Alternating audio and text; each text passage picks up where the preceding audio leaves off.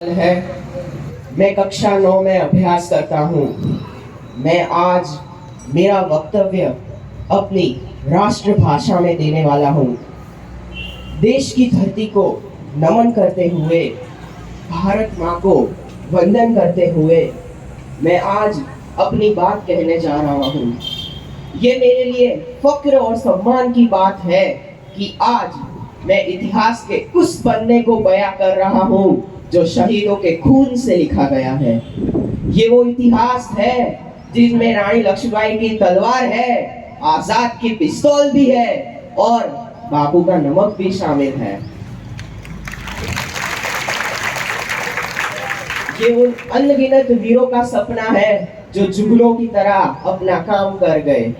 उन वीरों के लिए मैं कविता पठन करूंगा कि देश की लाज बचाने को अपनी जान गवाई है, देश की लाज बचाने को अपनी जान गवाई है, खाकर सीने में गोली अपनी कसम निभाई है। जिन वीरों के लिए मातृभूमि अपने लहू से ज्यादा प्यारी है, जिन वीरों के लिए मातृभूमि अपने लहू से ज्यादा प्यारी है, ऐसे उन वीरों को शत शत नमन हमारा है। 15वीं अगस्त के नींव का जो पत्थर है वो आत्म बलिदान और साहस का पत्थर है।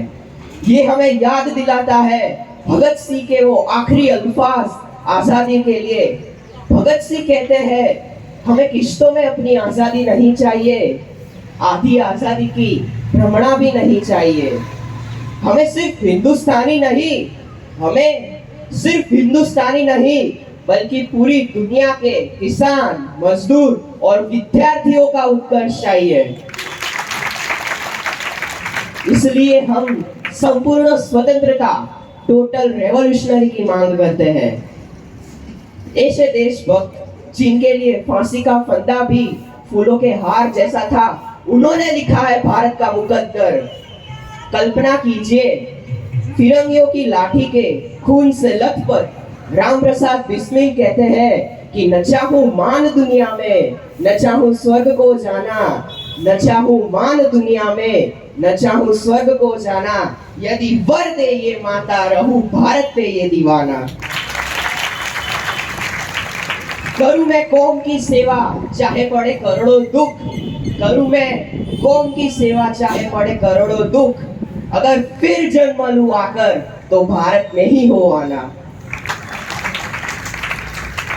जिन वीरों के लिए मातृभूमि से बड़ा ना कोई रिश्ता है और ना कोई सपना, उनकी बदौलत 15 अगस्त को हमारा सपना साकार हुआ है। देखिए और समझिए, ऐसा देश जो बरसों से गुलाम है, जिसका ना कोई राष्ट्र ध्वज है और ना कोई राष्ट्रीय प्रतीक। बरसों से ये देश अलग अलग धर्म और संप्रदायों में बटा है। तब फिरंगियों ने गलती कर दी, एक देशभक्त को चलती ट्रेन से निकाल दिया। ये अपमान भारत माता के लिए अवसर बन गया। वो देशभक्त जिन्हें हम महात्मा गांधी के नाम से जानते हैं, उन्होंने कहा है फिरंगी अब निकलने की बारी तुम्हारी है।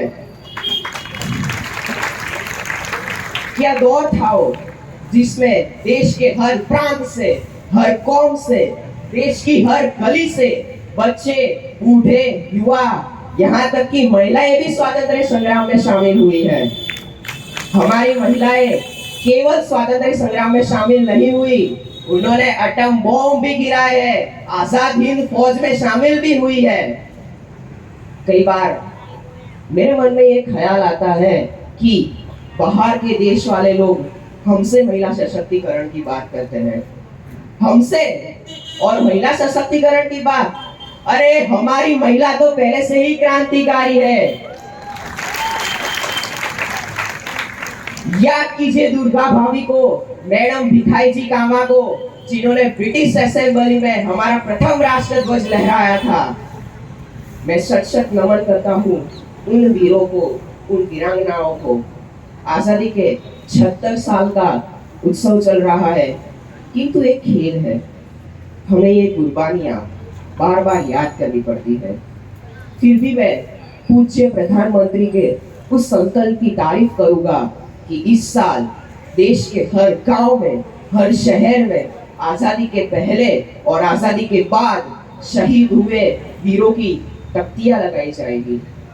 आखिर में यही कहूंगा कि भारत ने अब वो उम्मीद का दामन थाम लिया है कि देश से गरीबी, भ्रष्टाचार और अत्याचार दूर होगा, हर दिल का रंग बसंती होगा, हर मुंह से पहले वंदे मातरम निकलेगा और तिरंगा हर जगह शान से लहराएगा।